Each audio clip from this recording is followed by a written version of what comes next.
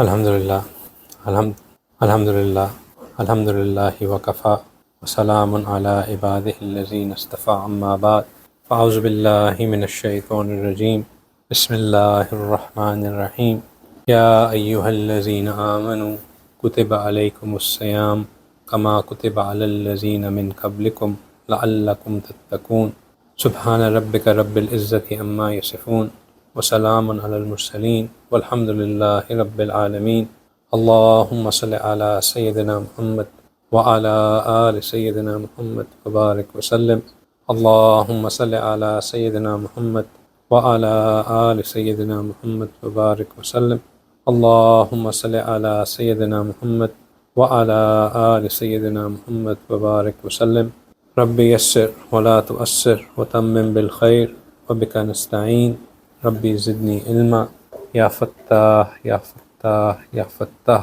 الحمدللہ اللہ سبحانہ تعالیٰ کے فضل سے، اللہ کے کرم سے، اللہ کی لاکھوں رحمتوں کے سبب ہم الحمدللہ ایک بار پھر اپنی اس بابرکت محفل میں شامل ہیں۔ یہ اللہ سبحانہ تعالیٰ کا ہم پہ بہت بڑا احسان ہے کہ اس بابرکت مہینے میں، ان بابرکت ایام میں، ان بابرکت راتوں میں اللہ سبحانہ تعالیٰ ہمیں توفیق عطا فرماتے ہیں کہ ہم اس طرح کی محفلوں میں اکٹھے ہو سکیں، جمع ہو سکیں، اس نیت سے کہ ہم اپنے رب کو منائیں، اللہ کے ذکر میں ساتھ جمع ہوں، اللہ کی اور اللہ کے محبوب صلی اللہ علیہ وآلہ وسلم کی بتائی ہوئی تعلیمات، سکھائی ہوئی تعلیمات کو سمجھیں اور ان کے ذریعے اپنی اصلاح کریں اور اپنے آپ کو ایسا بنائیں کہ ہمارے اللہ ہم سے خوش ہو جائیں، ہم سے راضی ہو جائیں۔ الحمدللہ شعبان زور و شوروں سے بڑھتا ہوا اب اپنے آخری ہاف میں داخل ہو گیا، نصف شعبان گزر گیا اور باقی کے کچھ ایام باقی رہ گئے۔ رمضان کی آمد قریب قریب اور رحمتوں کا نزول ہمارے اوپر۔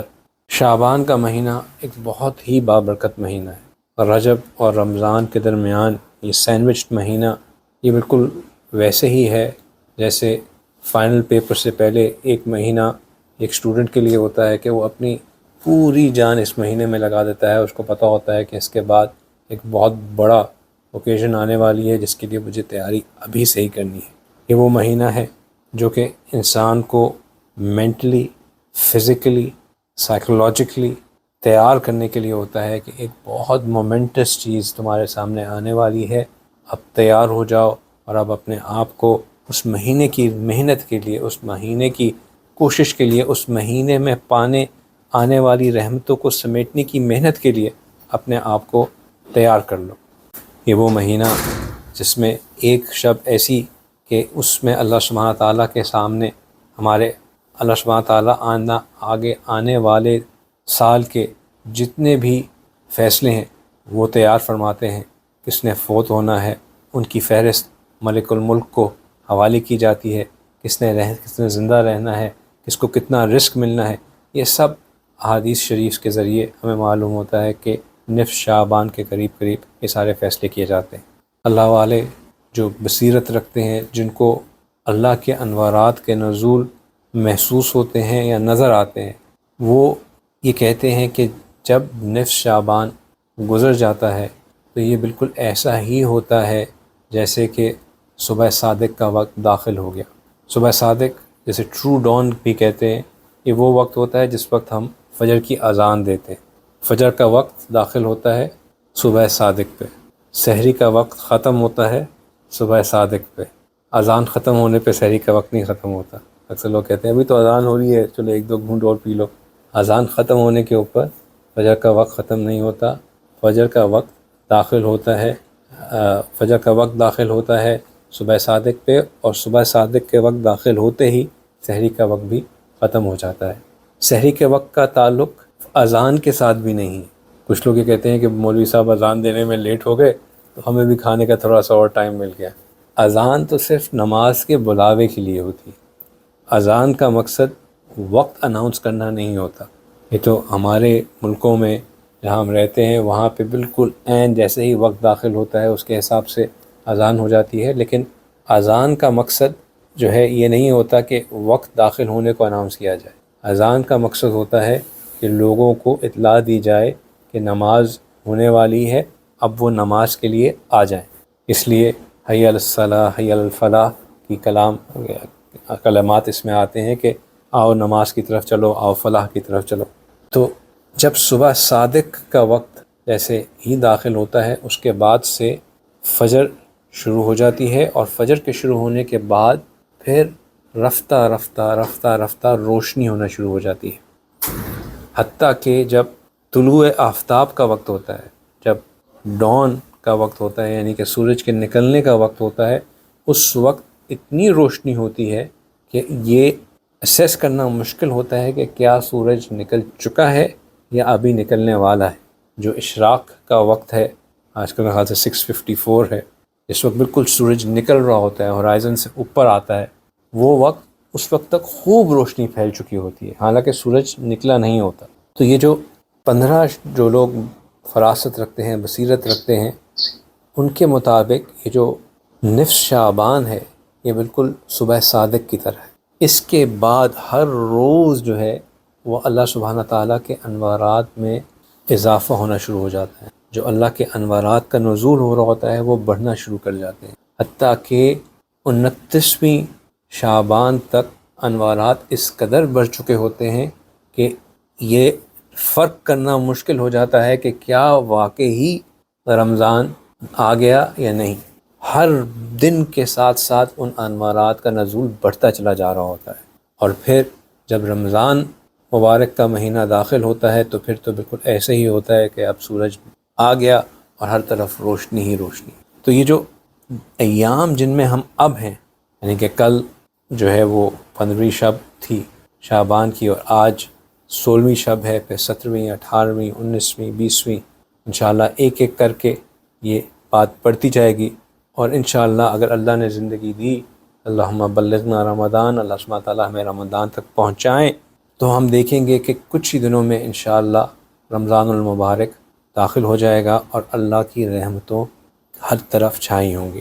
لیکن ان رحمتوں کو، ان برکتوں کو پہلی شب سے وہی سمیٹنا شروع کرتا ہے جو اس مہینے کے لیے محنت کرتا ہے، جو اس مہینے کے لیے تیاری کرتا ہے، جو اپنے آپ کو، جو اپنے دل کے پیالے کی رخ کو درست کر کے رکھتا ہے، اس کی صفائی کر کے رکھتا ہے، ان کے اندر موجود چھید کو بند کر کے رکھتا ہے، تاکہ جب ان انوارات کی بارش ہو تو پہلی لمحے سے ہمارا دل ان انوارات کو اپنے اندر سمیٹنا شروع کرے، اور وہ تمام کے تمام انوارات ہمارے دل میں سمانا شروع کر جائیں۔ ایسا نہ ہو کہ بارش ہو، وہ اوپر سے گرے اور ساتھ میں بہہ جائے کیونکہ ہمارا دل کی بالٹی ہی الٹی تھی، یا ایسا نہ ہو کہ وہ بارش ہو، جمع تو ہو لیکن ساتھ ہی سب کچھ لیک کر جائے، کیونکہ ہم نے اس کے اندر نہ تو صفائی کی تھی، نہ ہی اس کے چھیدوں کو بند کیا تھا۔ نبی پاک صلی اللہ علیہ وسلم شعبان کے مہینے سے رمضان کی محنت شروع کر دیا کرتے تھے۔ آپ صلی اللہ علیہ وسلم شعبان کے مہینے میں کثرت سے روزے رکھتے تھے، کثرت سے روزے رکھا کرتے تھے، حتیٰ کہ صحابہ اکرام یہ بھی فرماتے ہیں کہ ہمیں شک ہوتا تھا کہ شاید آپ پورا مہینہ ہی روزے رکھ لیں۔ نبی عائشہ رضی اللہ تعالیٰ عنہ فرماتی ہیں کہ میں نے نبی پاک صلی اللہ علیہ وسلم کو رمضان کے علاوہ اس قدر کثرت سے ایک مہینے میں روزے رکھتے ہوئے کبھی نہیں دیکھا ما سوائے شعبان کے۔ تو شعبان، یہ جو ہم ایام گزار رہے ہیں، یہ اہم ایام ہے، ابھی بھی تیاری کا موقع ہے۔ الحمدللہ ہم نے رجب سے رمضان کی تیاری کے بارے میں بات کرنا شروع کی، انگلش کی ٹاکس میں الگ بات کی، اردو کے ٹاکس میں الگ بات کی۔ ایک طرف ہم نے نفس کو سنبھالنے کے بارے میں بات کی، دوسری طرف سالکین کی محنت کے بارے میں بات کی کہ قلب کو کیسے جاری کرنا ہے، زبان سے اس کی ترجمانی کیسے کرنی ہے، اپنے کن اعمال کی محنت سے اپنے آپ کو آگے بڑھانا ہے۔ یہ سب باتیں ہم لوگوں نے گزشتہ کئی ہفتوں میں ان کے بارے میں بات کی۔ اب یہ جو آخری چند ایام رہ گئے ہیں، بالکل ایک فائنل پش کی طرح ہے۔ اب بھی موقع ہے کہ ہم اپنے جو بقیہ محنت رہ گئی ہے اس کو درست کریں۔ انشاءاللہ آج ہم یہ جو کچھ ایام رہ گئے ہیں ان میں کیسی تیاری کریں، اور پھر ان ایام کے بعد رمضان میں ہمیں کیا کرنا ہے، اس کے بارے میں ہم انشاءاللہ آج بات کریں گے۔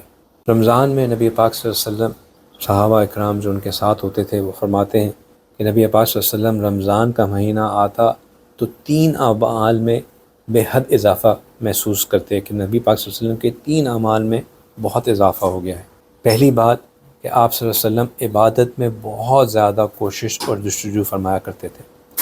آپ صلی اللہ علیہ وسلم عبادت میں بہت زیادہ کوشش اور جستجو فرمایا کرتے تھے، حالانکہ عام دنوں میں بھی نبی پاک صلی اللہ علیہ وسلم کی یہ عادت مبارکہ تھی کہ وہ قیام اللیل بھی کرتے تھے، عام دنوں میں روزے بھی رکھتے تھے، عام دنوں میں بھی عبادات میں محنت کرتے تھے، لیکن اس کے باوجود اب آپ سوچ سکتے ہیں کہ عام دنوں میں آپ صلی اللہ علیہ وسلم کی عبادت اس قدر ہوتی تھی کہ ان کے پاؤں میں جو ہے وہ سوجن ہو جایا کرتی تھی۔ اگر اس سے بھی وہ زیادہ محنت کرتے تھے تو وہ کتنی زیادہ محنت ہوتی ہو۔ دوسری بات، صحابہ اکرام فرماتے ہیں کہ آپ صلی اللہ علیہ وسلم رمضان میں بے انتہا خرچ کیا کرتے تھے، بے انتہا خرچ کیا کرتے تھے، اپنا ہاتھ کھول دیتے تھے۔ He was used to spend like a wind۔ کیا مطلب ہے اس ایکسپریشن کا؟ کہ مطلب جیسے ہوا چیزوں کو اڑا کے لے کے جا رہی ہوتی ہے، نبی پاک صلی اللہ علیہ وسلم مال کو اس طرح خرچ کر رہے ہوتے تھے جیسے ہوا سے اڑ رہا ہے۔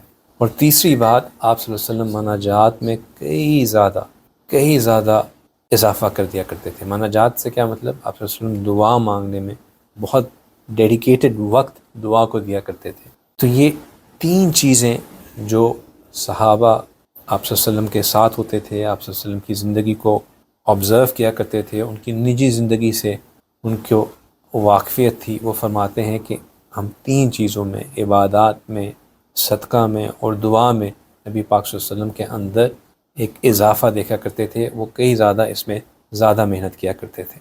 رمضان کا مہینہ میرے بھائیوں اپنے جسم کو تھکانے کا مہینہ ہے۔ رمضان کا مہینہ روح کا مہینہ ہے۔ یہ مہینہ ہے ہی ڈیڈیکیٹڈ ٹو روح۔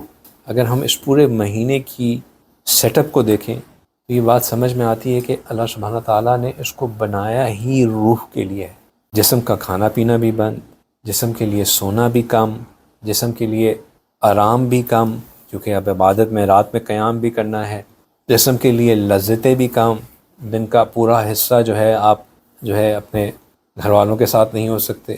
تو یہ ساری ریسٹرکشنز جو ڈالی گئی ہیں وہ جسم کی لذتوں، جسم کی خواہشات کو کم کے لیے رکھا گیا، اور اس کے بدلے جو ہے وہ ہر چیز میں روح کی ایلیویشن کو رکھی گئی۔ فرض نماز کو 7 گنا زیادہ اضافہ، نفل عبادت کو فرض کے برابر اضافہ، ہر چیز کے اندر ایک push push push push push.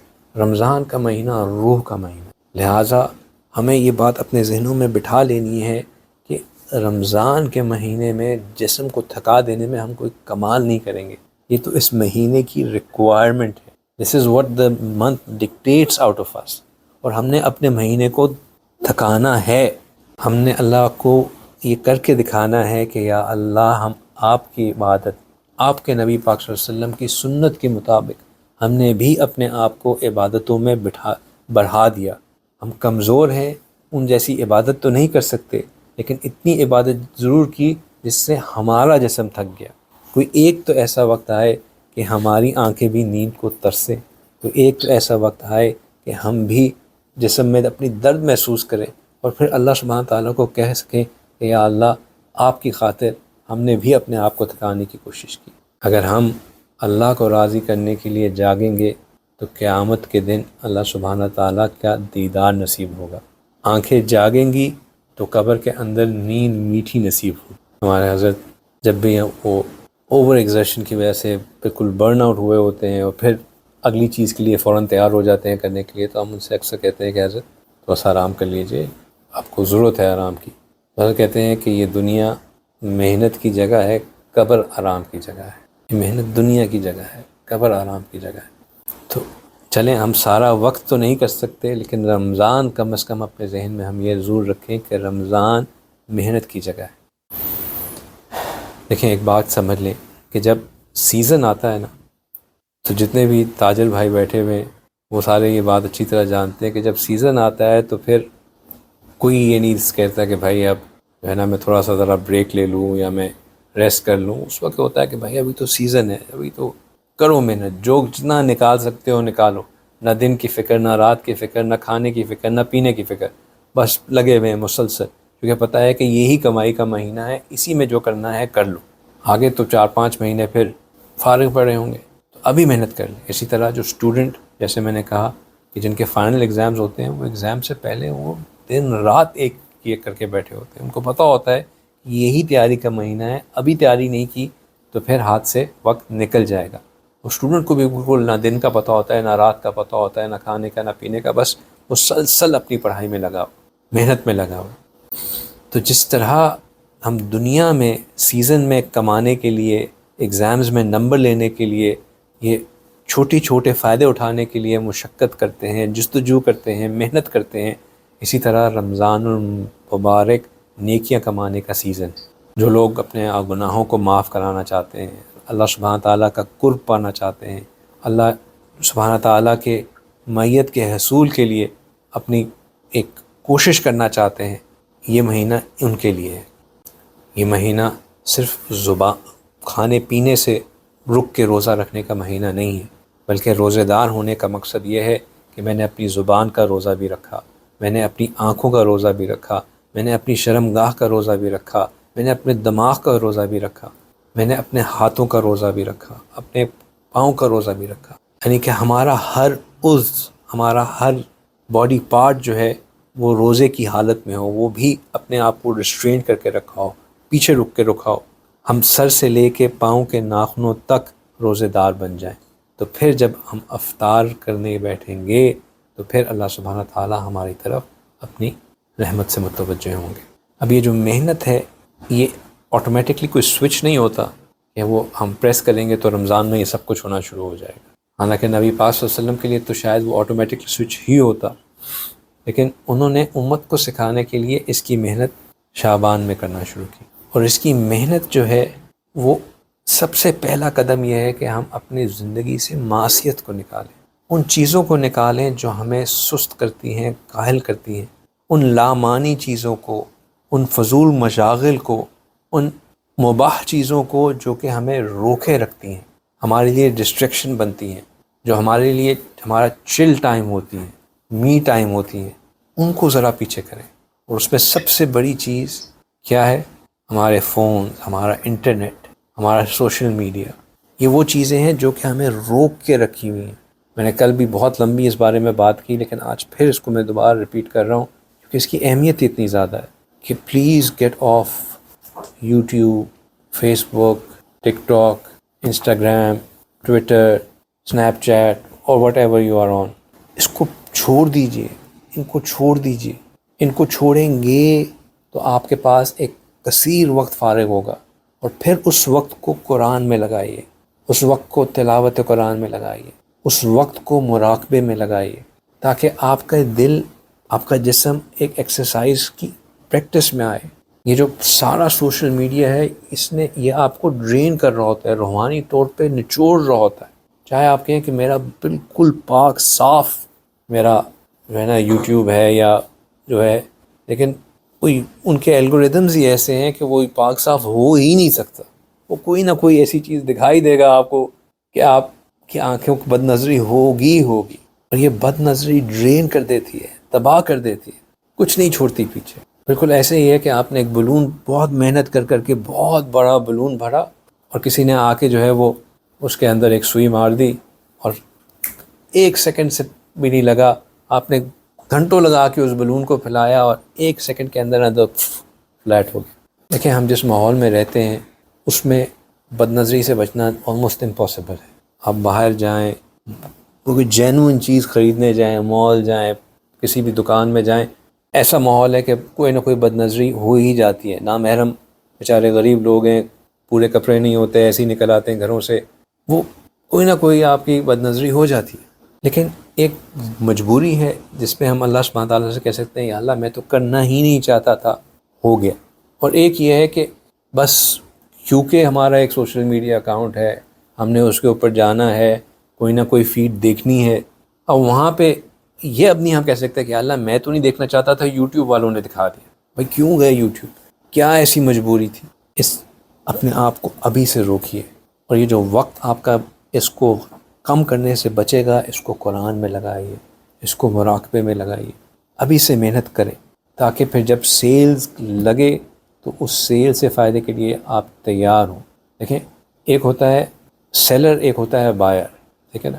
اب سیلر نے اس سیزن میں محنت کرنی ہے زیادہ سے زیادہ سیلز کرنے کے لیے، اور بائر نے سیونگز پہلے سے کرنی ہے تاکہ اس مہینے میں سیلز کو کچھ جو سیلز لگی ہوئی ہیں ان سے فائدہ اٹھا سکے. ایسا ہی ہے نا. تو ہم نے اگر سیل اللہ سبحانہ تعالیٰ لگا رہے ہیں، جنت کی سیل لگ رہی ہے، تو ہمارے پاس کوئی سیونگز بھی تو ہونی چاہیے نا کہ ہم اس سیل سے فائدہ اٹھا سکیں. جب ہمارے پاس اکاؤنٹ ہی 0 ہوگا تو پھر تو ہم ونڈو شاپنگ ہی کریں گے، خریدیں گے کیا.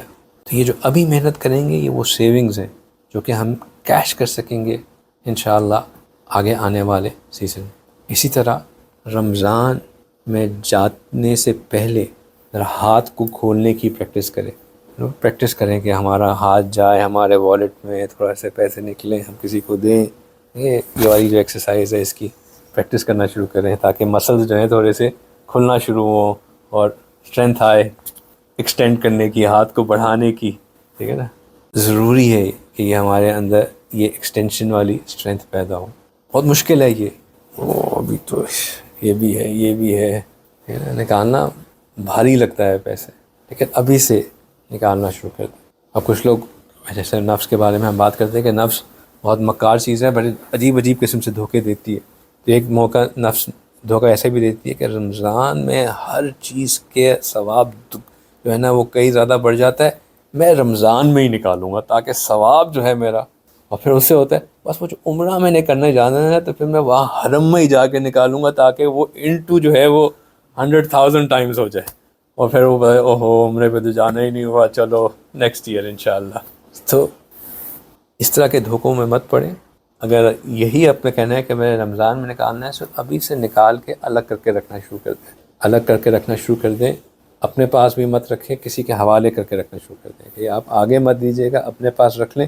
پہلی رمضان آئے تو اس میں پھر یہ آپ جو اس کے جہاں دینا ہے وہاں دے دیجیے گا، لیکن ہاتھ کو کھلا کرنا شروع کریں. رمضان المبارک کی برکات اس دنیا میں تو آتی ہی آتی ہیں، لیکن آسمانوں میں اللہ سبحانہ تعالیٰ جنت کو بھی سجانا شروع کر دیتے ہیں روزے داروں کے لیے. حدیث پاک میں آتا ہے کہ رمضان المبارک کے آنے سے پہلے جنت کو خوشبوؤں کی دھنی دی جاتی ہے، جنت کو ایمان والوں کے لیے سجایا جاتا ہے. اور جب پہلی رمضان کا وقت آتا ہے تو اللہ رب العزت جنت کے دروازوں کو کھول دیتے ہیں، فرشتوں کو فرماتے ہیں کہ آج کے دن جنت کے دروازے ایمان والوں کے لیے کھول دیے گئے. تو جنت کو ایمان والوں کے لیے، روزے داروں کے لیے سجایا جاتا ہے. روزے دار کے لیے جو بندہ حقیقی طور پہ اپنے سر سے لے کے پاؤں کے ناخنوں تک ہر عرض کو روزے کی حالت میں رکھا ہوتا ہے، مائنڈ فل ہوتا ہے کہ میں نے اپنے روزے کی حفاظت کرنی ہے. اللہ سبحانہ تعالیٰ اس روزے دار کی بخشش کے لیے ہواؤں میں پرندوں کو، بلوں میں چونٹیوں کو، پانی میں مچھلیوں کو دعاؤں کا حکم دیتے ہیں کہ اس کی مغفرت کی دعا کرو. اور جب روزے دار آدمی خود دعا کرتا ہے تو اللہ سبحانہ تعالیٰ فرشتوں کو حکم دیتے ہیں کہ اس کی دعاؤں پر لبیک کہو اور ان کو اوپر آمین کہو. اس مہینے کے اندر 2 اوقات ایسے ہوتے ہیں جہاں ہمیں یوں سمجھیں کہ ایک بلینک چیک ملا ہوتا ہے. اس مہینے کے اندر 60 بلینک چیک ہوتے ہیں. اگر 30 دن کا روزہ ہے، 30 دن کے روزے ہیں تو 60 بلینک چیکس، اور اگر 29 دن کے ہو گئے تو 58 blank cheques. 58 blank cheques. Blank cheque سے کیا مراد کہ جب آپ کو کوئی بلینک چیک دے دے اس کا ہوتا ہے کہ بھائی اب تم نے اس کے اوپر جو اماؤنٹ لکھنی ہے لکھو اور جا کے کیش کروا لو. ایسا ہی ہے نا، یہی بلینک چیک ہوتا ہے نا. اللہ سبحانہ تعالیٰ بھی ہر روز 2 بلینک چیک دیتے ہیں. کون کون سے؟ ایک افطاری کے وقت، جو مومن، جو روزہ دار افطار کے وقت روزہ کھولنے سے پہلے اللہ سبحانہ تعالیٰ کے ہاں دعا کرتا ہے، اللہ سبحانہ تعالیٰ اس کی دعاؤں کو قبول فرماتے ہیں. اسی طرح جو بندہ تہجد کے وقت سحور سے پہلے اللہ کے ہاں دعا کرتا ہے، اللہ سبحانہ تعالیٰ اس کی دعاؤں کو قبول فرماتے ہیں. تہجد کی دعائیں اور افطار سے پہلے کی دعائیں یہ بلینک چیک ہے، بلینک چیک. ہمارا معاملہ کیا ہوتا ہے کہ ہمیں یاد ہی نہیں رہتا کہ افطار سے پہلے دعا بھی کرنی. بس وہ کبھی کسی نے سکھا دی بچپن میں کہ وہ افطاری سے پہلے کی کیا دعا ہے، یا تو وہ پڑھ لیتے ہیں یا وہ بھی نہیں یاد ہوتی، سیدھا ہی بس وہاں پہ اللہ اکبر ہوئی، اللہ کے ساتھ ہی ہمارا جو ہے نا منہ بھی کھلتا ہے اللہ، اور پہلا سموسہ اندر، پہلا پکوڑا اندر، ہے نا؟ ایسے ہی ہوتا ہے نا بچوں، نہیں؟ تو افطار سے پہلے تمام گھر والوں کو ساتھ بیٹھنا چاہیے، اور یا تو اپنی انفرادی دعا کریں یا گھر کا کوئی ایک فرد سب کے لیے اجتماعی دعا کروائے۔ اور اگر آپ کسی ایسی مجلس میں ہیں جہاں پہ آپ کو، اول تو میرے نزدیک یہ اتنا اہم مہینہ ہے کہ اس مہینے میں اگر آپ افطار پارٹیوں میں نہ جائیں تو بہتر ہے۔ ہاں، روزے دار کا روزہ کھلوانا بہت زیادہ ثواب کی بات ہے۔ جس نے کسی کا روزہ کھلوایا اس کو اس شخص کے روزے کا ثواب خود ملتا ہے۔ جس کا روزہ رکھا ہے اس کے ثواب میں کوئی کمی نہیں ہوتی، لیکن جس نے اس کا روزہ کھلوایا اس کے ثواب کا اجر بھی اس کو ملتا ہے۔ روزے دار کا روزہ کھلوانا بہت اجر والی بات ہے، لیکن یہ افطار پارٹی میں کھلوانا ضروری نہیں ہے۔ اس کے اور بہت سے جو ہے نا طریقے ہیں کہ روزے دار کا روزہ کھلوانے کے، انشاءاللہ میں اس کے اوپر میں کچھ عنقریب بات کروں۔ لیکن جو ہمارے یہاں افطار پارٹیاں ہوتی ہیں، ایک تو مخلوط پارٹی اکثر جگہوں پہ، پھر جو ہے اب سب افطار سے پہلے جو ہے وہ اپنی اسی طرح کی باتوں میں لگے ہوئے ہیں، لغو باتوں میں، لامعنی باتوں میں، کوئی ان کا غیبت میں یا دنیاوی کسی شغل میں احساس ہی نہیں کہ بھائی یہ دعا کا وقت ہے، دعا کرنا چاہیے۔ اگر کوئی بہت ہی مجبوراً کہیں جانا بھی پڑ جائے تو افطار سے کچھ دیر پہلے اپنے آپ کو ایکسکیوز کر کے الگ ہو جائیے، اپنی آرام سے تسلی سے اس وقت دعا کیجیے اور پھر روزہ کھولیے۔ اس وقت کو ضائع مت کریں۔ اگر آپ کو کسی نے بلینک چیک دیا ہو تو کیا آپ اس چیک کو ضائع کر دیں گے؟ کبھی نہیں ضائع کریں گے۔ تو یہ بالکل ویسا ہی ایک گولڈن چانس ہے۔ ہمارے اکابر اس مہینے میں خوب محنت کیا کرتے تھے، خوب محنت کیا کرتے تھے۔ وہ جانتے تھے کہ اس کی اہمیت کتنی زیادہ ہے۔ امام اعظم ابو حنیفہ رحمہ اللہ، ان کی حالات زندگی میں آتا ہے کہ آپ رمضان المبارک میں 63 مرتبہ قرآن پاک کی تلاوت کیا کرتے تھے۔ 63 قرآن پاک کو مکمل پڑھا کرتے تھے۔ ایک قرآن پاک دن میں پڑھتے تھے، ایک قرآن پاک رات میں پڑھتے تھے، اور 3 قرآن پاک تراویح میں سنا کرتے تھے۔ 63 قرآن پاک کی تلاوت۔ حضرت رائے پوری رحمہ اللہ کے معاملات میں لکھا ہے کہ جب 29ویں شعبان کا دن ہوتا تھا تو وہ اپنے موردین اور متعلقین کے لیے کو جمع کرتے، سب کو کہتے کہ بھائی آؤ مل لو، اور پھر انشاءاللہ اب رمضان کے بعد ملاقات ہوگی۔ ایک خادم کو بلاتے اور کہتے کہ بھائی یہ ایک بیگ ہے، اب جتنے بھی خط آئیں وہ سب کے سب اس میں ڈال دینا، رمضان کے بعد ان خطوں کا جواب دیں گے۔ ہم اپنے واٹس ایپ کے ساتھ ایسا کر سکتے ہیں یہاں کہ بھائی رمضان کے لیے 1 مہینے کے لیے اس کو بند، اب رمضان کے مہینے کے بعد اس کو ہم کھولیں گے، 1 مہینے کے بعد جواب دیں گے۔ کہتے کہ اگر زندگی رہی تو اس کے بعد پھر دوستوں سے ملاقات ہوگی۔ آپ کے ہاں پورا رمضان اعتکاف کی حالت میں گزارنے کا معمول تھا۔ 29ویں شب کے دن کوئی شخص مسجد میں بستر لے کر جاتا تو مسجد میں بستر رکھنے کی جگہ ہی نہیں ہوتی۔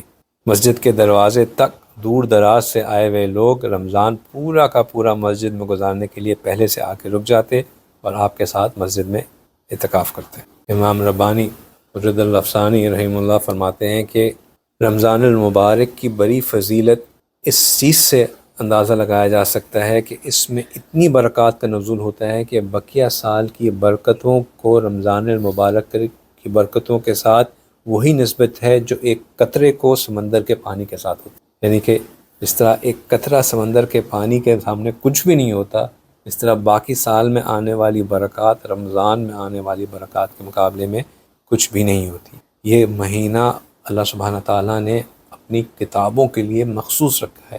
جتنی بھی کتابیں نازل ہوئیں وہ اسی برکت مہینے میں نازل ہوئیں، حتیٰ کہ قرآن المبارک کا نزول بھی اسی مبارک مہینے میں شروع ہوا۔ پھر حدیث مبارکہ سے ہم یہ بھی سیکھتے ہیں کہ یہ مہینہ 3 عشروں میں بٹا، ہر عشرہ یعنی کہ 10 ڈیز کا پیریڈ ہے نا، ہر 10 ڈیز جو ہے اس کی ایک اپنی خاصیت۔ پہلے 10 ڈیز میں اولہ رحمتہ، اس کے پہلے جو 10 دن ہیں ان میں اللہ کی رحمت کا نزول ہوتا ہے۔ دوسرے دنوں میں اللہ سبحانہ تعالیٰ کی مغفرت کا نزول ہوتا ہے، اور تیسرے جو اس کا عشرہ ہے اس میں اتقم من النار، اللہ سبحانہ تعالیٰ آگ سے نجات عطا فرماتا ہے۔ تو ہمارا مائنڈ سیٹ یہ ہونا چاہیے کہ ہر 3 مہینوں ان 3 عشروں کے ہر 10 ڈیز کے سیٹ میں ہم اسی حساب سے محنت کریں۔ پہلے 10 دنوں میں جو محنت ہو اس میں ہم مسلسل اللہ سے اللہ کی رحمت مانگتے رہیں۔ ہمیں مائنڈ فل ہونا چاہیے نا سیل لگی ہوئی ہے، پہلے 10 دنوں میں بکس کی سیل ہے، اگلے 10 دنوں میں شوز کی سیل ہے، آخری کے 10 دنوں میں الیکٹرانکس کی سیل ہے، تو بندہ اسی حساب سے اپنی شاپنگ پلان کرے گا کہ بھائی میں نے یہ بکس لینی ہے، ان 10 دنوں میں یہ بکس میرے پاس ہونی چاہیے، دوسرے دنوں میں مجھے یہ جو ہے کس چیز کی سیل تھی، دوسرے دنوں میں شوز کی سیل ہے، شوز لینے، اور تیسرے اس میں مجھے الیکٹرانکس لینے۔ اب پہلا عشرہ کس چیز کا تھا؟ سیل تو یاد رہی، پہلا عشرہ رحمت کا تھا، بکس کا نہیں تھا، رحمت کا تھا۔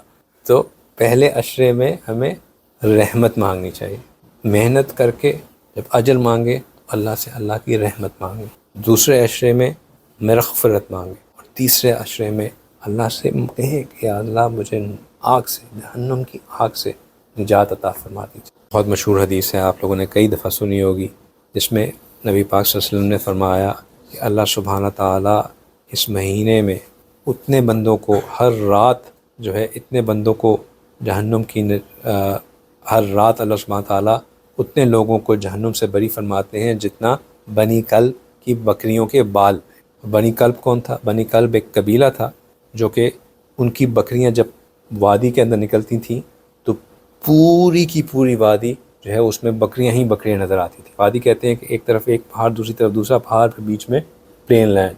تو جب ان کی بکریاں نکلتی تھیں تو پوری کی پوری وادیوں میں بکریاں ہی بکریاں نظر آتی تھیں۔ اب ایک بکری کے اوپر کتنے لوگ ہوں گے، کتنے بال ہوں گے ایک بکری کے اوپر؟ لوگ تو نہیں ہوں گے، بال کتنے ہوں گے؟ ان گنت بال ہوں گے۔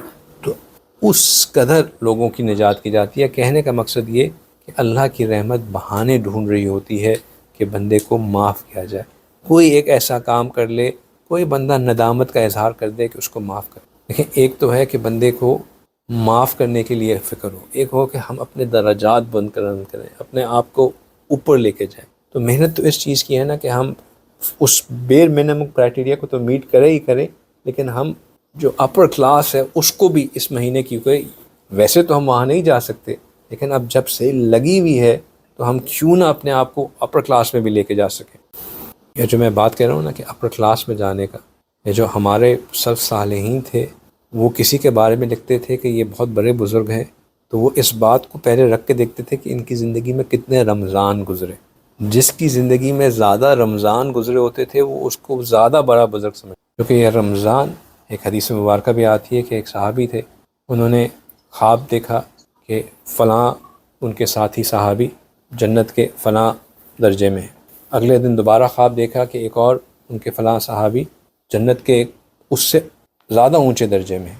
تو وہ نبی پاک صلی اللہ علیہ وسلم کے پاس گئے، انہوں نے کہا کہ یا رسول اللہ، مجھے اس طرح کا خواب آیا ہے جس میں نے اپنے فلاں ساتھی کو جنت کے اس درجے میں دیکھا اور اپنے فلاں ساتھی کو جنت کے اس سے زیادہ اوپر درجے میں دیکھا، لیکن میں حیران ہوں کہ جو ساتھی نچلے درجے میں تھے وہ تو شہید فوت ہوئے تھے، اور جو اونچے درجے میں تھے وہ تو عام بیماری سے فوت ہوئے تھے، تو یہ کیسے ہوا؟ نبی پاک صلی اللہ علیہ وسلم نے فرمایا کہ کیا وہ جو اونچے درجے میں تھے انہوں نے جو شہید ہوئے تھے ان سے زیادہ رمضان نہیں پائے؟ یہ اس حدیث کا مفہوم ہے جو میں نے اپنے الفاظ میں بیان کیا، لیکن اس کی جسٹ یہی کہ جس نے رمضان پایا اس نے اگر اس میں محنت کی، اگر اس کو صحیح معنوں میں اول سے لے کے آخر تک اس کو محنت کر کے پایا، اس نے اپنا جلدہ، اپنا سٹیٹس اوپر رکھا۔ بات کر رہے تھے کہ ہم دوستوں سے کٹ آف ہو جائیں تو دوست کہیں گے کہ دیکھو یہ کتنا سیلفش بندہ ہے، حقوق العباد کا خیال ہی نہیں ہے، لوگوں سے بھی تو تعلق رکھنا ہوتا ہے، صرف یہ تھوڑی ہے کہ بس اللہ اللہ میں ہی لگ جاؤ۔ دیکھیں، ہر چیز کا ایک ٹائم اور پلیس ہوتا ہے۔ حقوق العباد کے لیے 11 مہینے موجود ہیں، اور اس مہینے میں بھی لوگوں کا خیال رکھنا ہے، لیکن not at the cost of your own time. یہ چیز ہمیں اپنے سلف صالحین کے اعمال میں نظر آتی ہے۔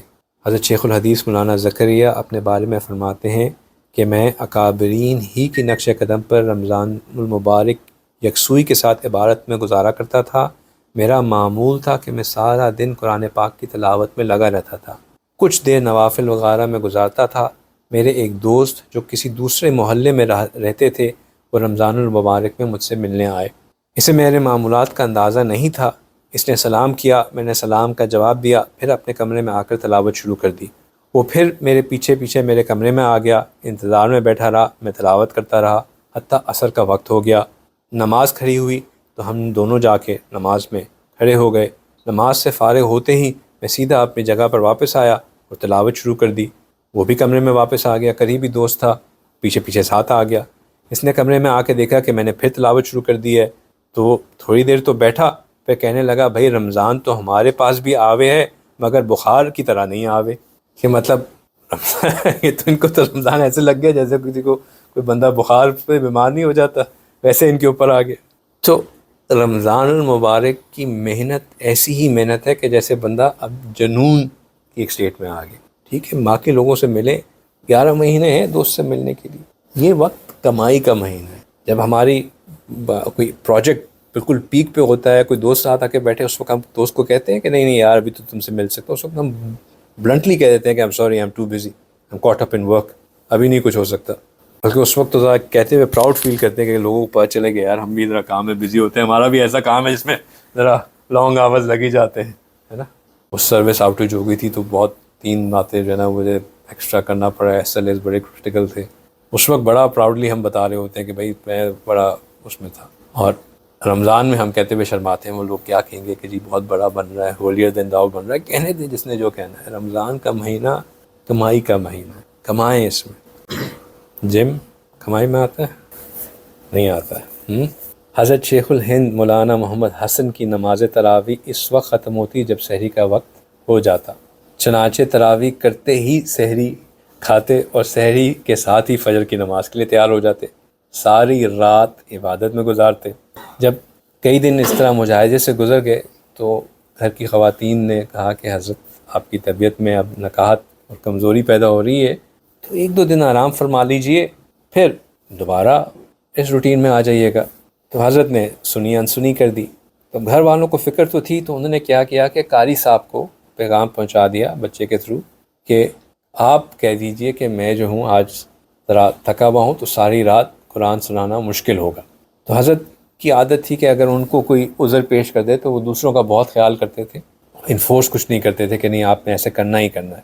تو جب قاری صاحب نے کہا کہ حضرت آج سنانا مشکل ہے، تھوڑی دیر آج کم پڑھیں گے، میری طبیعت کچھ صحیح نہیں ہے، تو حضرت نے فوراً کہا کہ ہاں ٹھیک ہے آپ پڑھیے، اس کے بعد پھر آپ ایسا کیجئے کہ میرے ہی بستر پہ جا کے آرام کر لیجئے.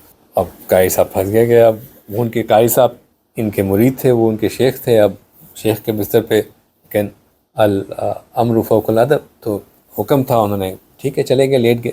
انہوں نے لائٹ سائٹس آف کر دی اور قاری صاحب کو سلا دیا. اب کچھ دیر بعد قاری صاحب کو محسوس ہوا کہ اندھیرے میں جو ہے کہ ان کے پاؤں دبا رہا ہے. تو انہوں نے ذرا آنکھیں کھولی تو دیکھا کہ حضرت بیٹھے ان کے پاؤں دبا رہے ہیں. نے کہا یہ کیا؟ انہوں نے کہا قاری صاحب آپ نے کہا تھا کہ طبیعت صحیح نہیں ہے، تو میں نے کہا آپ آرام کر رہے ہیں تو میں تھوڑا سا آپ کو دبا بھی دوں تو آپ کو زیادہ سکون سے آ جائے گی. تو نے کہا حضرت اگر آپ نے ساری رات جاگنا ہی تھا تو میں قرآن سناتا ہوں، آپ پیچھے قرآن پڑھیے. وہ کھڑے ہوئے وضو کیا، پھر قرآن پڑھانے کے لیے کھڑے ہو گئے اور وہ ساری رات پھر قرآن پڑھاتے رہے. تو حضرت نے کہا کہ چلو یہ نہیں تو میں وقت خدمت میں گزار دیتا ہوں، لیکن رات محنت نہیں گزارنی تھی. اللہ اکبر کبیرہ، ایسی محنتیں کیا کرتے تھے لوگ. یہ بالکل ایسے ہی ہے کہ ان کی محنتیں ایسی ہوتی تھی جیسے کوئی بندہ روٹھ جائے نا، تو روٹے کو منانے کے لیے جس طرح بندہ بالکل بچ جاتا ہے نا. اب کوئی غلام کسی سے بھاگ جائے تو جب پکڑ کے اس کو مالک کے سامنے واپس پیش کیا جائے تو وہ تو مالک کے پاؤں پڑ جائے گا، منتیں کرے گا، سماجتیں کرے گا کہ ایک دفعہ معاف کر دیجئے، دوبارہ ایسی غلطی نہیں ہوگی، آئندہ کبھی ایسا آپ کو شکایت کا موقع نہیں ملے گا. تو رمضان المبارک بھی بالکل ایسا ہی ہے کہ ہم اللہ سبحانہ تعالیٰ کے ساتھ بالکل چپک جائیں کہ یا اللہ بس یہی مہینہ ہے، مجھے اس میں معاف کر دیجئے، آئندہ کی سال کی جو اگر آپ کی توفیق ملی تو بہت اچھا گزاروں گا، بس ابھی معاف فرما دیجیے. بالکل پڑ جائیے اللہ سبحانہ تعالیٰ کو کہ یا اللہ، دکھائیں اللہ سبحانہ تعالیٰ کو کہ میں چاہتا ہوں کہ میں آپ کے قریب آؤں، میں چاہتا ہوں کہ آپ مجھے قبول کریں، میں چاہتا ہوں کہ مجھے آپ کی قربت ملے، آپ کی محبت ملے، آپ کی معرفت ملے. کسی نے سوال پوچھا کہ اللہ سبحانہ تعالیٰ کی معرفت لینا زیادہ افضل ہے، اللہ سبحانہ تعالیٰ کی محبت زیادہ افضل ہے، یا اللہ سبحانہ تعالیٰ کی خشیت ہونا سب سے زیادہ مطلوب ہے؟ ان تینوں چیزوں میں سے سب سے زیادہ مطلوب کیا چیز ہے؟ تو دیکھیں یہ ہر چیز ان میں سے مطلوب ہے، کیونکہ محبت لیڈ کرتی ہے معرفت کو، اور معرفت لیڈ کرتی ہے خشیت کو، اور خشیت انسان کو صاحب تقوی بناتی ہے۔ مطلوب صاحب تقوی ہونا ہے، لیکن یہ چیزیں ایک دوسرے کے اوپر بلڈ اپ کرتی ہیں۔ ہم صرف یہ کہیں کہ مجھے اللہ سے محبت بہت ہے اور اسی پہ ہم کنٹینٹ ہو جائیں، تو یہ لپ سروس ہے، کیونکہ محبت جس کو ہوتی ہے وہ اپنے محبوب کو پہچانے بغیر رہ ہی نہیں سکتا۔ وہ اپنے محبوب کو انسائیڈ آؤٹ جانتا ہے، تبھی تو محبت کرتا ہے، تبھی تو محبت کا حق ادا کرتا ہے۔ محبت کا حق کیا ہوتا ہے کہ اپنے محبوب کی طبیعت کے مطابق اپنے آپ کو ڈھال لوں۔ اب جب اس کی طبیعت کا پتہ ہی نہیں ہوگا تو وہ کیسے ڈھالے گا؟ صحیح ہے نا؟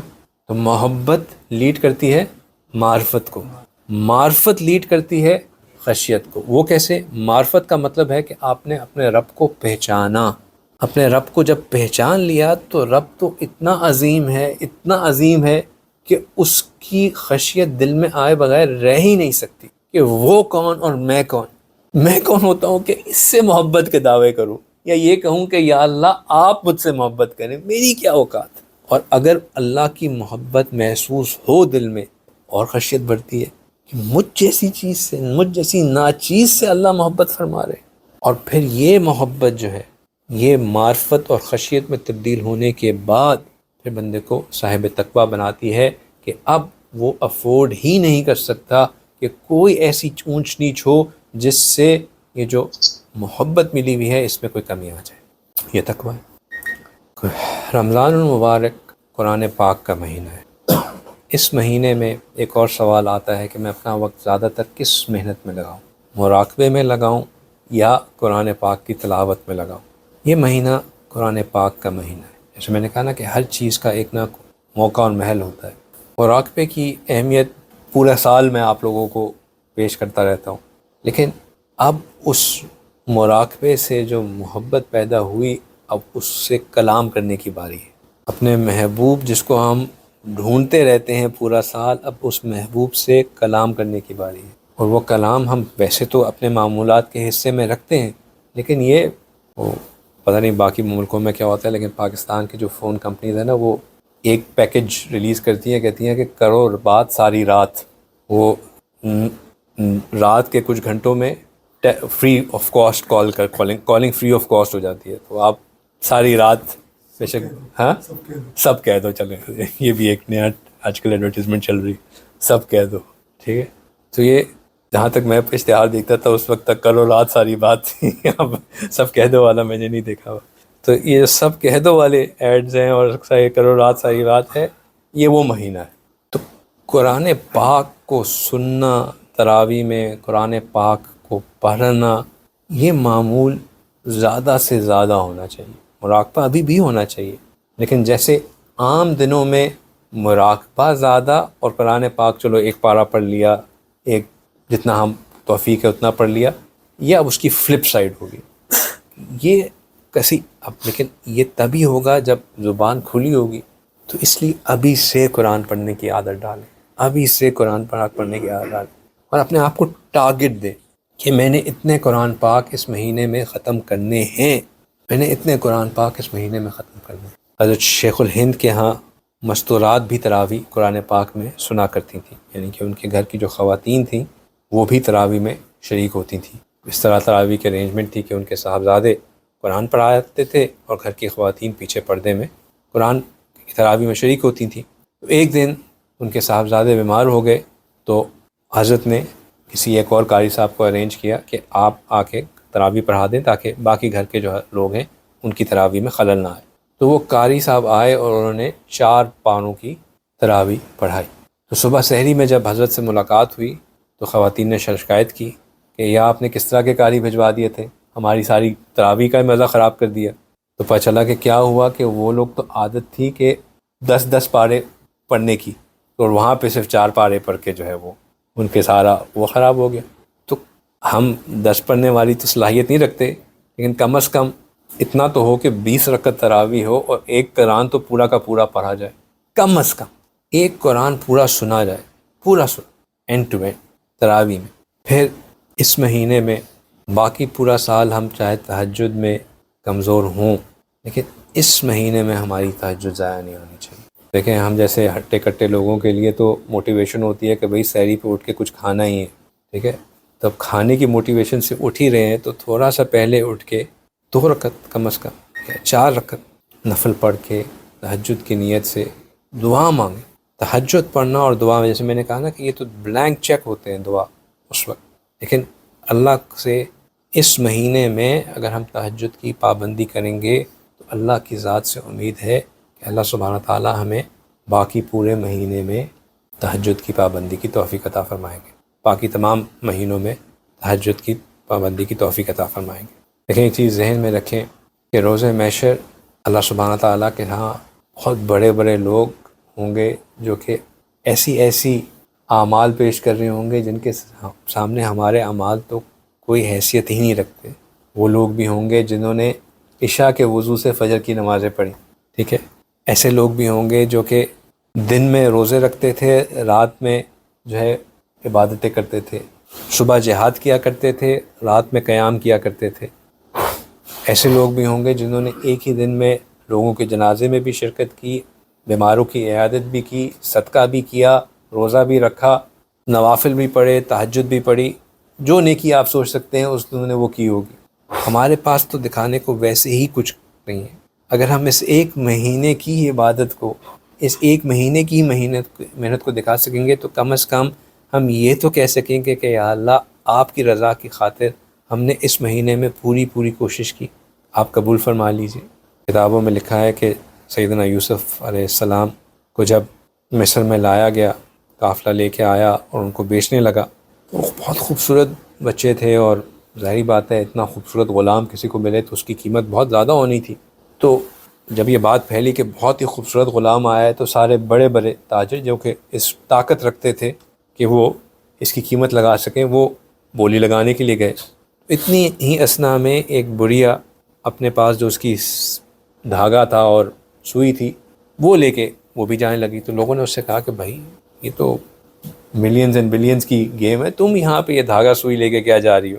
اس نے کہا کہ میں جانتی ہوں کہ یہ ملینز کی گیم ہے، لیکن جب روز محشر اللہ سبحانہ تعالیٰ کہیں گے کہ وہ لوگ جنہوں نے یوسف علیہ السلام کو خریدنا چاہا وہ کھڑے ہو جائیں تو میں کم از کم ان میں کھڑی تو ہو سکوں گی کہ یا اللہ آپ کے پیغمبر کی بولی لگ رہی تھی، میں بھی ان میں شامل تھی. اسی طرح ایک اور واقعہ کتابوں میں لکھا ہے کہ جب ابراہیم علیہ السلام کو آگ میں ڈالا گیا تو ایک چڑیا نے اپنی چونچ میں پانی کا قطرہ لیا اور اس نے آگ پہ جا کے اس پانی کے اوپر وہ قطرہ ڈالنا شروع. اب یہ آگ اتنی اونچی آگ تھی کہ لوگ ابراہیم علیہ السلام کو خود اس آگ میں ڈال نہیں سکتے تھے. ان کو ڈالنے کے لیے انہوں نے ایک کیٹاپولٹ کے تھرو ان کو آگ میں پھینکا تھا. اس قدر بڑی اور پھیلی ہوئی آگ تھی.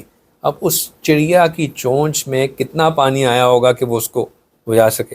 تو کسی نے اس چڑیا سے پوچھا کہ مطلب کوئی عقل مندانہ کام کرو، تمہاری چونچ میں پانی سے کہاں؟ اس نے کہا کہ جب روز محشر یہ پوچھا جائے گا کہ میرے خلیل کو کس نے بچانے کی کوشش کی تو کم از کم میں اپنا نام تو لکھوا سکوں گی کہ یا اللہ میں نے اپنی پوری کوشش کی. تو جب روز محشر ہمارے سے پوچھا جائے گا کہ ہم نے ایک مہینہ ملا تو اس میں ہم نے کیا کیا، تو ہم کہہ تو سکیں گے کہ یا اللہ ہم نے محنت کی، کوشش کی، کچھ دکھا تو سکیں گے اللہ سبحانہ تعالیٰ کو. تو بھائیوں یہ محنت کا مہینہ ہے، کوشش کا مہینہ ہے، اور ہم نے اس مہینے میں کوشش کرنی ہے اور لازماً کوشش کرنی ہے. اگر کوشش نہیں کریں گے تو یقیناً نقصان ہمارا ہے. کیا کوشش کرنی ہے؟ ایک چھوٹا سا میں چارٹ آپ کے ساتھ شیئر کرتا ہوں تاکہ آپ لوگوں کے ذہن میں یہ بات محفوظ ہو جائے کہ کن کن چیزوں کی محنت کرنی چاہیے. پہلی چیز، ساری جو باتیں ہوئی ان کو سمرائز کر کے تاکہ آپ نوٹ کرنا چاہیں نوٹ کر لیں، لکھنا چاہیں لکھ لیں، یا یہ ٹیبل میں آپ کے ساتھ شیئر کر دوں گا، اس کو غور کر لیں. پہلی چیز یہ کہ اس مہینے میں اللہ کی راہ میں خرچ کریں.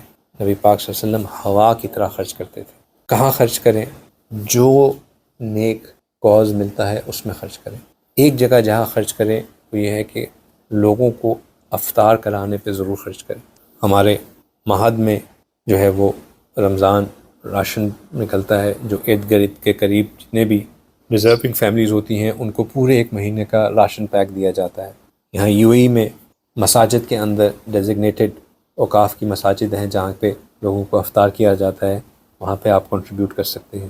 اسی طرح حرم میں انہوں نے آپ کو اپرچونٹی دیتے ہیں کہ آپ وہاں پہ کنٹریبیوٹ کر دیں کہ جو حرم کے اندر لوگوں کو روزہ افطار کرایا جاتا ہے اس کے اندر. لیکن ان جگہوں پہ خاص کرنے کے بجائے جو ایسی جگہ ہیں یا آپ کے اپنے علاقے کے اندر کوئی ایسی جگہ ہے جہاں آپ جانتے ہیں کہ ایسے مستحقین ہیں جو کہ رمضان میں روزہ نہیں رکھ سکتے کیونکہ ان کے پاس افطار اور سحور کے لیے نہیں ہوتا راشن، آپ اگر پورے مہینے کا راشن ان کو لے کے دے سکیں یا ایک ایفرٹ کر کے ان کے لیے پورے مہینے کا راشن جمع کر کے ان کو پہنچا سکیں تو وہ بہت پھر پورے مہینے کے روزوں کا، اس پورے گھر کے روزے کا ثواب آپ کو ملے گا۔ پھر اسی طرح اتنا ضرور کریں کہ کسی ایک بندے کا پورے 30 دن کا آپ نکال سکیں تو بہت اچھی بات ہے، ورنہ ایک عشرے کا نکال دیں، اگر نہیں ہے تو ایک دن کا نکال دیں۔ حدیث مبارکہ میں جو بات آتی ہے وہ یہ ہے کہ جس نے کسی کا روزہ کھلوایا اس کو پورے کے پورے اس روزے دار کے اجر کا ثواب ملا۔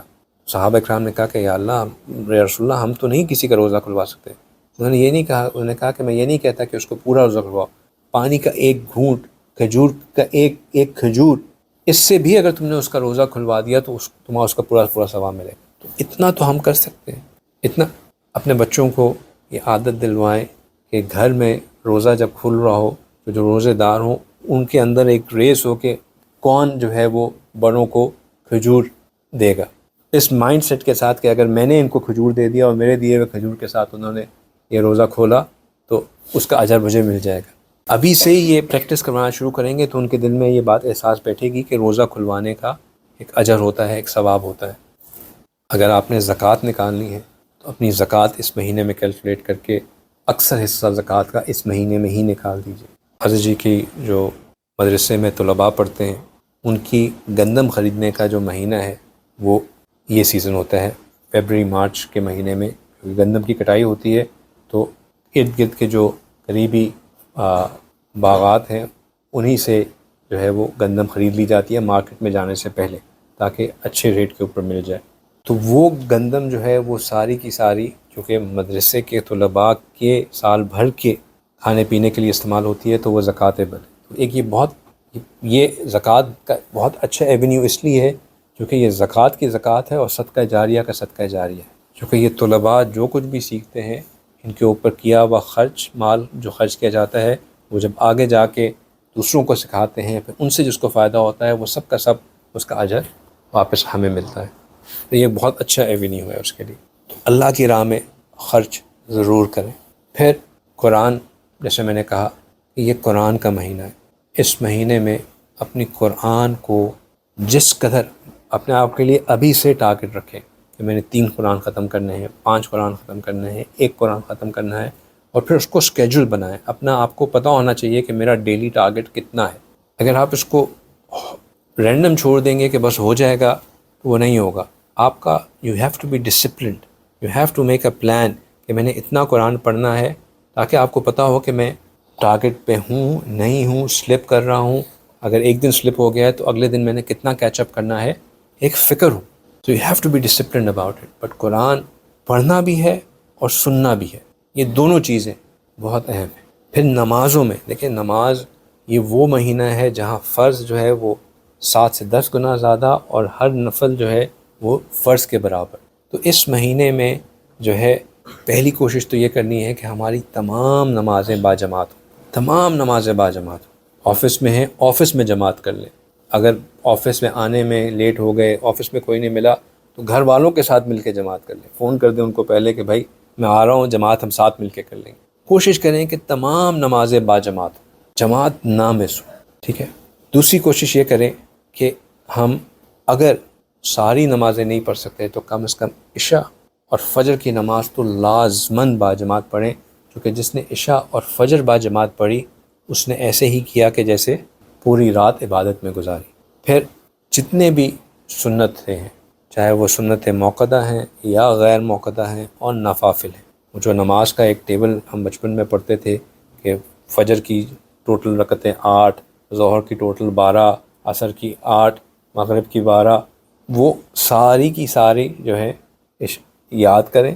اس میں جتنے بھی فرض، موقدہ، غیر موقدہ، نوافل، کوشش کریں کہ میں یہ سارے پڑھوں، کیونکہ محنت کا مہینہ ہے نا، محنت کا مہینہ ہے۔ اور اسی طرح تہجد، اشراق، پھر اوابین، ان تمام کی چاشت، ان تمام اوقات کی نمازیں پڑھنے کی، ان تمام نوافل کی کوشش کریں۔ محنت کا مہینہ ہے تو the more the better۔ اور اگر کرنے کے بعد آپ کو فیل ہو رہا ہو کہ ابھی کچھ چیز رہ گئی ہے تو پھر وقت مراقبے میں گزار دیں، ٹھیک ہے۔ مراقبے کا اس کا سب سے آسان طریقہ یہ ہے کہ فجر کے بعد بندہ مراقبہ کر گئے اشراق تک، پھر اشراق پڑھ کے سو جائے۔ یہ جو فجر اور اشراق کا وقت ہوتا ہے یہ آئیڈیل ہے مراقبے کے لیے۔ ٹرائیڈ اینڈ ٹیسٹڈ فارمولا یہ ہے کہ اتنے وقت میں آپ نے مراقبہ کر لیا تو وہ مراقبہ بہت ہے، لیکن پھر کسی وقت میں درود اور استغفار کا اہتمام بھی رکھیں۔ جو دو میں نے ٹائم بتائے دعا کے، کون کون سے؟ افطار اور سحور، ان کے وقت دعا لازمی کریں اور دل کھول کے دعا کریں۔ اگر آپ لوگوں کو یاد ہو، میں نے اس سے پہلے بھی ایک دعا کا ٹیبل شیئر کیا ہوا ہے کہ کس دعا میں ذہن میں رکھیں کہ کس کس چیز کے ساتھ کن کن چیزوں کے لیے دعا کرنی ہے، کس سیکوینس میں دعا کرنی ہے۔ اگر وہ آپ اپنے رکھ لیں، بکاز جب دعا مانگنے کی عادت نہیں ہوتی تو بندہ بڑی جلدی جو ہے نا اس کا انجن برن آؤٹ کر جاتا ہے، سمجھ نہیں آتی کہ اب اگلی دعا کیا مانگوں۔ تو اگر وہ ذہن میں ہو تو پھر دعا کرنا آسان رہتی ہے۔ اسی طرح سحور، یہ وہ بابرکت کھانا ہے جس کا انسان سے کوئی حساب کتاب نہیں۔ اگرچہ کہ میں ہمیشہ یہی کہتا ہوں کہ ہم نے رمضان میں کھانے کا ریکارڈ نہیں بریک کرنا۔ رمضان کا مقصد ہے اپنے آپ کو پل بیک کرنا، اپنی روح کو دینا، پیٹ کی پوجا نہیں کرنا۔ اس کا یہ مطلب نہیں ہے کہ آپ سحری کریں ہی مت، سحری کریں اور سحری کو ضائع مت ہونے دیں، کیونکہ یہ وہ وقت ہے جہاں رزق میں اللہ سبحانہ تعالیٰ نے سب سے زیادہ برکت رکھی ہوتی ہے۔ چاہے اس وقت ہم منیمم بھی کھائیں لیکن سحری ضرور کریں۔ افطار کم کر دیں، سحری پوری کر لیں، سحری ضرور کریں۔ پھر اگر جو حضرات اعتکاف کر سکتے ہیں وہ اعتکاف ضرور کریں آخری 10 دنوں میں۔ اچھا، اگر اعتکاف نہیں کر سکتے تو کم از کم طاق راتوں میں مغرب سے لے کے فجر تک کا وقت کوشش کریں کہ مسجد میں گزاریں، اور باقی تمام ایام میں جب مسجد میں جائیں، ہم نے پہلے بات کی نا کہ ہر نماز مسجد میں جا کے پڑھیں، جب مسجد میں جائیں تو مسجد میں داخل ہوتے ہوئے اعتکاف کی نیت کر لیں۔ جب تک آپ مسجد میں بیٹھے رہیں گے آپ کو اعتکاف کا ثواب ملتا رہے گا۔ تو پہلی رمضان سے جب سے ہم نے فجر سے لے کے بلکہ عشاء سے لے کے جب سے ہم نے مسجد میں جانا اپنے وہ کرنا ہے، کیونکہ ابھی سے عادت ڈال دیں اس چیز کی، تو کہ رمضان میں جاتے ہی نیت کر لیں، مسجد میں جاتے ہی نیت کر لیں کہ میں اعتکاف کی حالت میں مسجد میں ہوں۔ جتنی دیر مسجد میں بیٹھیں گے اعتکاف کا ثواب ملے گا، نکلتے ہوئے پھر وہ۔ اور اگر آخری عشرے میں مسنون اعتکاف نہیں کر سکتے، جو بھی وجوہات ہیں، تو کم از کم اتنی کوشش ضرور کریں کہ آخری جو طاق راتیں ہوتی ہیں ان میں مغرب سے لے کے فجر تک کا ٹائم مسجد میں گزار لیں، ٹھیک۔ تو یہ، اور اس میں پھر وہی نیت رکھیں کہ میں اعتکاف کی نیت سے مسجد میں بیٹھا ہوں، تو انشاءاللہ اللہ سبحانہ تعالیٰ اس کو ایفرٹ کو قبول کریں گے۔ اور جن کو اللہ سبحانہ تعالیٰ توفیق دیں، اگر وہ رمضان کے مہینے میں عمرہ کر سکتے ہیں تو عمرہ ضرور کریں۔ اپنے مال کو خرچ کرنے کے جو ایک ایونیو ہے، اگر اللہ نے توفیق دی ہے تو وہ رمضان المبارک میں عمرہ کرنے کی۔ اگر رمضان المبارک میں عمرہ کرنے کی موقع ملتا ہے، استطاعت ہے، اللہ تعالیٰ توفیق دیتے ہیں، تو ضرور عمرہ کرنا چاہیے، ٹھیک ہے۔ یہ وہ کرنے والی چیزیں ہیں، اگر ہم انشاءاللہ رمضان المبارک میں کریں گے تو اللہ کی ذات سے امید ہے کہ اللہ سبحانہ تعالیٰ ہمیں رمضان کا پورا اجر عطا کریں گے، ہماری محنتوں کو قبول کریں گے، ہمیں اپنے مقبول بندوں میں شامل فرمائیں گے اور ہماری مغفرت فرمائیں گے۔ اللہ تعالیٰ جو کچھ سنا اس پہ عمل کرنے کی توفیق عطا فرمائے۔ وآخر دعوانا ان الحمد للہ رب العالمین۔